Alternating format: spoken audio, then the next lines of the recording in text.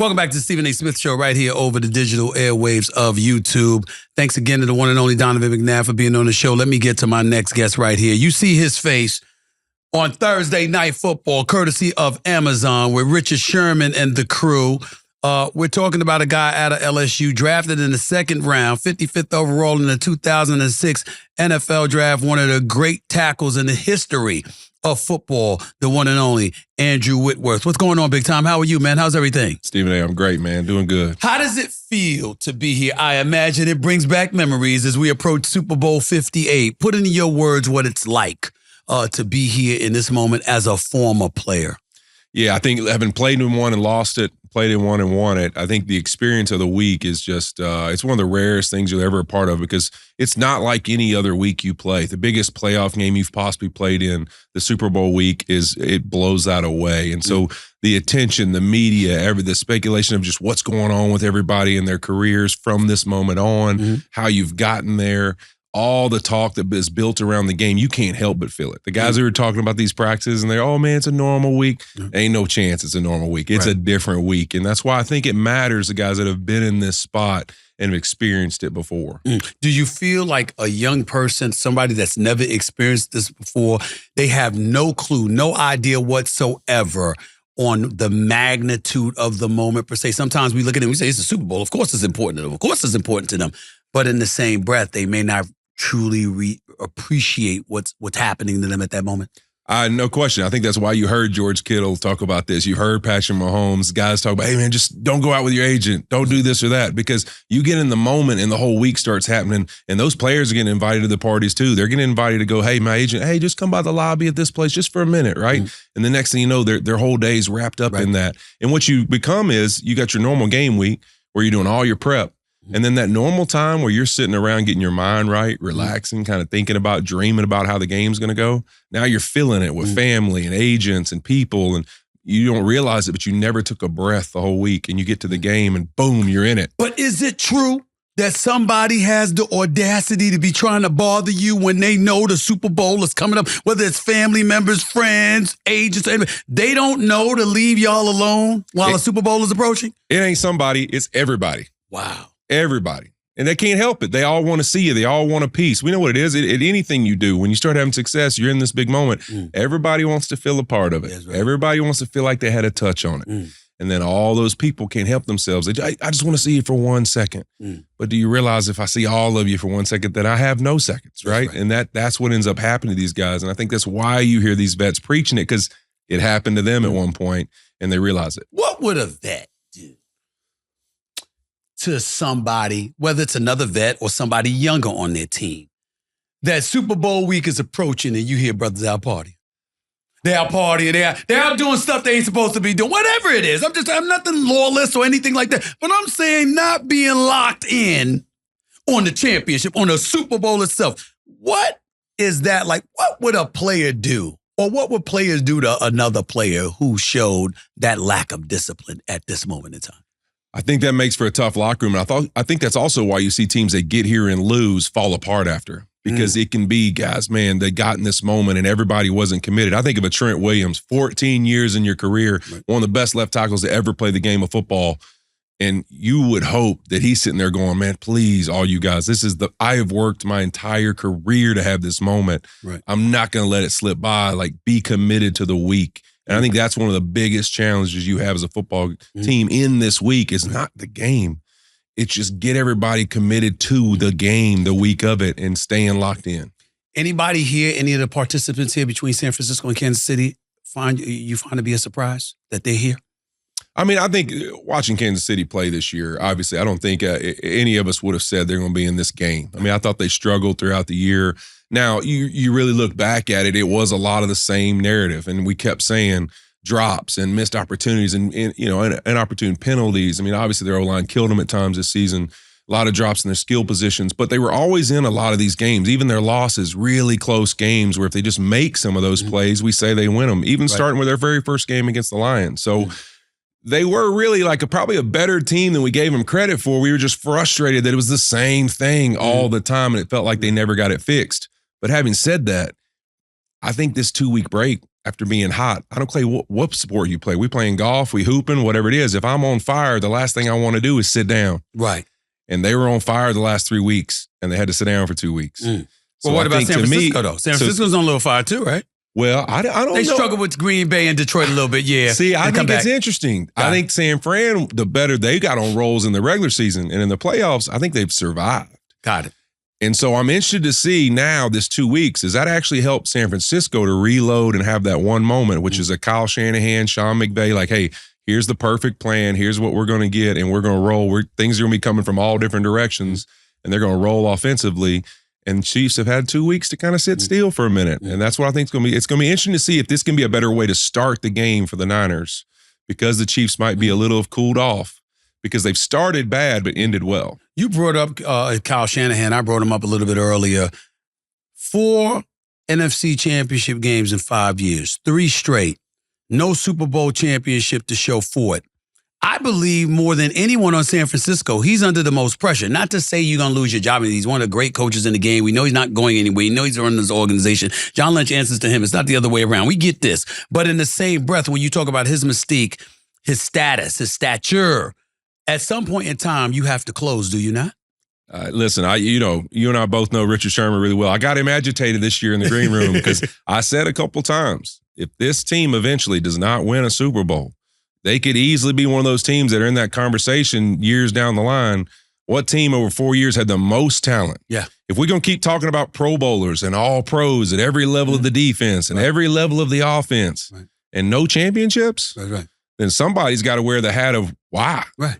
And so I think, to me, they started the season with the most pressure of anybody because you've told me about all the talent. You've also told me Brock Purdy's a top 5 quarterback or whatever he is, right? So if all these people are that Richard good. Sherman. That sounds like him. Yeah. If all these people are good, where's the championships? Where's the trophies at? And by the way, is it not true that maybe it's just the emotion of Richard Sherman? I mean, he got this love for Shannon. Is that what you were getting on him about? Because he does tend to be a bit emotional at times. He loves him. What the hell does he love about Kyle Shanahan so much, even though the man can't coach his butt off? What does he love about Kyle Shanahan so much? I think it's easy. With Sean McVay and Kyle, any player that sits in their room, when people always say, man, why is Sean McVay special? Why is Kyle Shanahan special? When you sit in their meeting room, they can talk to you about any position on the football field, and not in a way of, giving you coaching information. They can talk to you like they were playing beside you. They can communicate the same language. They can communicate the calls, the adjustments, the checks.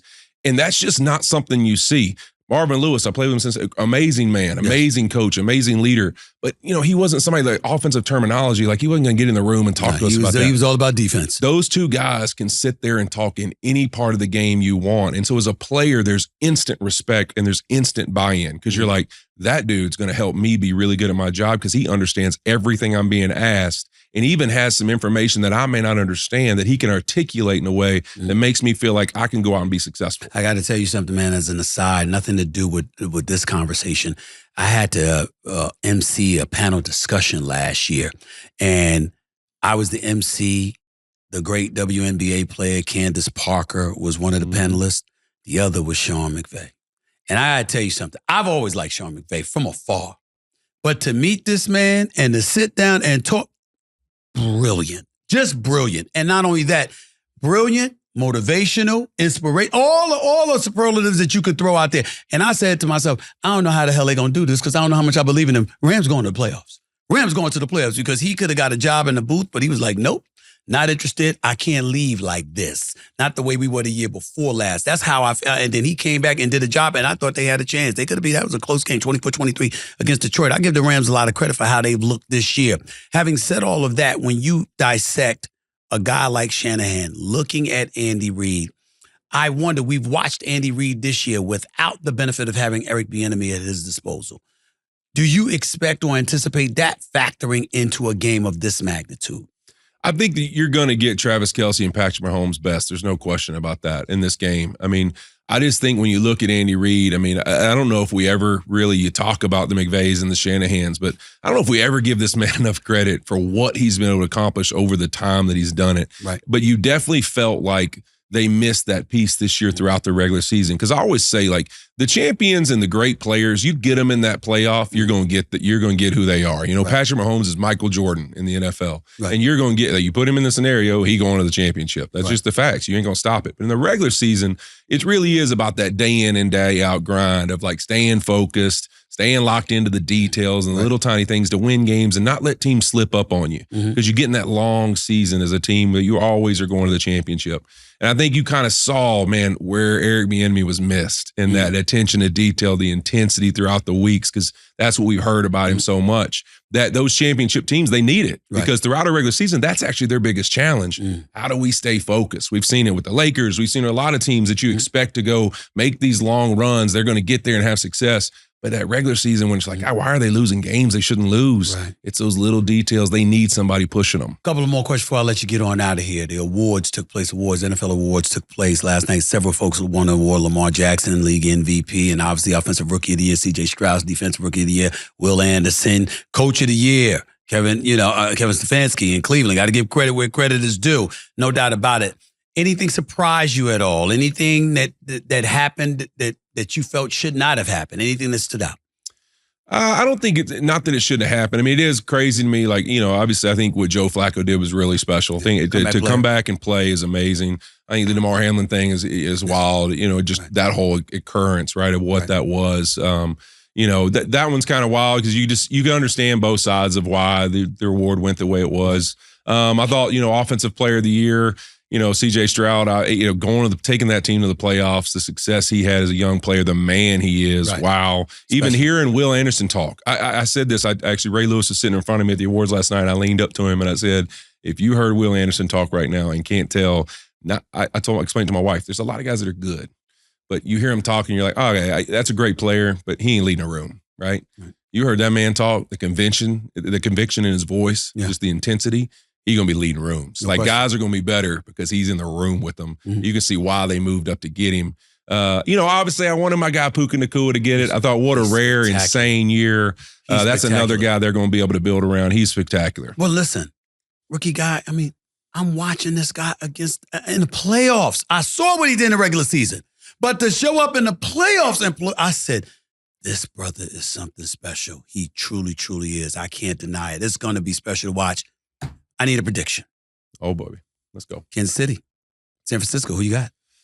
All right, here it is, Stephen. I've gone against Mahomes every single week of the playoffs, and I've been wrong. All right? You went against him against Miami? I will say that. Okay, I did not go against Miami. Okay. I will say that. I was against him. I thought Buffalo would find a way. Okay. Then I thought, no chance. This is Baltimore Ravens. I saw what they did to San Francisco during the regular season. The Ravens are beating the Chiefs. Okay. I watched the first 15 minutes of that game, and I said, oh, no. I'm an idiot. I went on there and said he was going to lose again. Down the field, first two drives. I knew it was over from that moment. Then, the Niners, I've thought all year they're going to get there, but they just keep finding ways to all of a sudden not come through and win the championship. But I still think the 2-week thing I just talked about is going to be a factor because if you look at this, Brock Purdy has shown us that we got to give credit where credit's due. We talked about people have talked all season about him being this game manager, all these things. You can't look at those last 2 weeks. Ball in his hand against Green Bay, go win the game. Ball in his hand against the Detroit Lions, you're down a bunch of scores. You got to find a way to get us. Throwing a ball down the field of brain, giving his guy a shot, as he said it himself. He might have grown up on us just in these last few weeks without us even realizing it because they actually, as a team, those weapons have not been as effective. Right. And he's found ways to win games for him. I got you. I think this 2-week matters. I think the Niners are going to get it done, and I'm going to go against Mahomes again. But I'm just telling him, maybe I'm a good luck charm because I keep picking against you. 3 strikes and you out. Maybe. 3 strikes and you out because that would be 3 strikes. Buffalo, Baltimore, and now this. I will tell you what I say when it comes to that. I think it's good for football if San Francisco wins. Because I watched Mahomes win with Tyreek Hill. I watched him win without Tyreek Hill. And then this year, I watched him get to the Super Bowl without much of an offense compared to the offenses that they had in the past, and they rode their defense to some degree. If you can't beat him now, what the hell does the future hold? I don't see it. That's the only reason I'm against him, because I feel like if he wins 2 in a row with what happened, they're only about to reload from a skill position. They're about to make a move. This free agency, there's a lot of big-time receivers available. I think the Chiefs make moves. I think they're only going to be better from this point out. I agree. If somebody's going to beat them, they're going to get Eric Bieniemy back. Beat them now. They're going to get Eric Bieniemy back. Maybe that. Last question for you, twitching to you guys on Amazon, the guy, you and Richard Sherman and the crew. Talk about what that's been like for you, having that experience, being on Thursday Night Football, doing the doing the kind of work I think it's doing. unique. See, now you know this because you've been around forever, killing it and being a legend in this game in all sports. As an offensive lineman, like I got into the league, I was told by my offensive line coach, you don't speak to the media. You're not allowed to speak to me. You're a lineman. Like you don't ever speak. Those were rules in every offensive line room across the league. And then the game changed. Media came around, social media, all these different things. Guys started going out and having their voices around. I was like, I don't even think it was an option for somebody like me. Mm-hmm. So then to end my career and have this chance to be a part of this, it's cool to see so many offensive line between Jason Kelce now and then Taylor Lewan. You see a lot of guys, Jeff Saturday, Damian Woody, a lot of guys that have like got their voice out there and people are like, wow, these guys understand the game. Well, who has to be next to the quarterback and understand all the things that are going on a football field defensively, the shifts, the motions, the adjustments, who we have offensively, understanding what the quarterback needs to do to be protected, to understand where he needs to get on certain plays, what coverages are a problem to get in and out of, where we need to run the football. You have to have a grasp of the entirety of the game. So to get this op to talk about football, that's changed my life. My kids' life are changed because I played this game. My wife's life's changed. My name, my family, the Whitworths are changed because of this game. And it's blessed me with the opportunity to change other people's lives. Wow. And to have that opportunity to go in a stadium every week with our crew on Thursday Night Football and a Richard Sherman, who's one of the best cornerbacks that ever played the game, and Ryan Fitzpatrick, who is Fitzmagic, and he's always been great at it, and Carissa Thompson, who is a dynamic personality who, let me tell you something, there's not many guys that want to get into an argument with her because she knows about sports more than anybody. She's a dear friend of mine, and she's crazy. I don't know what to do with her half the time, but I love her. And then Tony Gonzalez, greatest tight end of all time, a Hall of Famer, an unbelievable human. And then our crew, just as a totality, it's just unbelievable. The Taylor Rooks and Michael Smith and Kaylee Hartung and Kirk and Al. I mean, just legends all over the place that I get the honor to do this with. Even behind the camera, just special people. And we all started together is what makes it unique. Yeah. So it feels like when I walked into LSU and they hadn't won in a long time, and when Nick Saban, people forget he coached there. That's right. We won a national championship. Yes, you did. When I walked into Cincinnati, and we'd never been in the playoffs in 20-something years, and we won 3 division championships and went to playoffs 6 times. Then we went to the Los Angeles Rams, 15 years and had a winning season. We won 3 division championships, went to a Super Bowl twice, won one of them. Yeah. It felt like one of those moments when I got a part of this team. Is something special. It's going to do something different. Yeah. And in a way that we're trying to change really what Thursday Night Football has always been. We want to make it even better and celebrate it even more.